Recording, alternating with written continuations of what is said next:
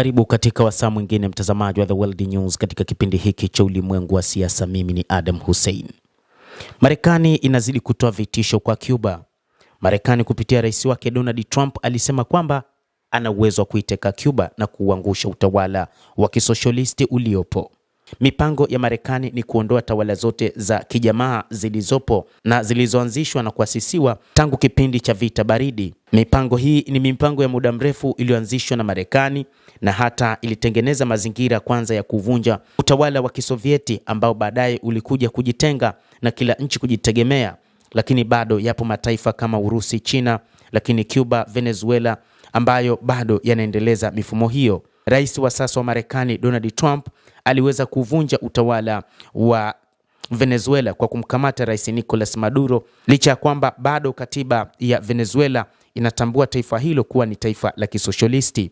Lakini mpango wake mkubwa ni kwamba sasa ana uwezo wa kubadilisha utawala na mfumo wa kisoshalisti uliopo ndani ya Venezuela. Sasa rais huyo anataka kuivamia nchi ya Cuba, lakini wa Cuba wanasema wako tayari kwa ajili ya mapambano na uwezekano wa uvamizi wa Marekani. Hii ni kauli ya naibu waziri wa mambo ya nje Carlos Fernandez de Cosio, ambaye amesema kufuatia matamshi ya rais wa Marekani Donald Trump kuhusu kutwaa kisiwa hicho. Maoni hayo yanakuja wakati Cuba inakabiliwa na mzozo mkubwa wa kiuchumi uliosababishwa na kizuizi cha mafuta kilichowekwa kwa Trump mnamo Januari. Marekani imekuwa ikitumia mbinu nyingi kwa ajili ya kudhoofisha mataifa mengine, hasa mataifa ambayo yako tofauti na sera zake. Moja kati ya mbinu ambazo Marekani imezitumia ni kuanzisha mashambulizi, lakini pia kuweka vikwazo vikali ambavyo vitadhoofisha uchumi wa mataifa hayo na hatimaye mataifa hayo kukubali yenyewe. Lakini wa Cuba wamekataa kufuata uchumi wa Kiamerika na Kimagharibi. Hata hivyo, wa Cuba wamesema kwamba hawatakubali taifa lao kuwa chini ya Marekani, na wamekuja na maoni ambayo sasa wanasema wapo tayari kwa mapambano dhidi ya Marekani. Wanakumbuka namna Iran inavyoendeleza operesheni yake dhidi ya Marekani na Israel, licha ya kwamba ina uchumi mdogo, lakini Iran inaonekana kama taifa lenye uchumi mkubwa, hasa wakati huu linapoendelea na mapambano dhidi ya Marekani na Israel na mataifa mengine katika Ghuba. Mwezi huu Havana ilifungua mazungumzo na Washington katika juhudi za kupunguza mvutano, lakini ni rais wa Marekani alizungumza tena wiki iliyopita kuhusu kuichukua Cuba kwa namna fulani, akisema kwamba anaweza kufanya chochote anachotaka na taifa hilo la Caribbean.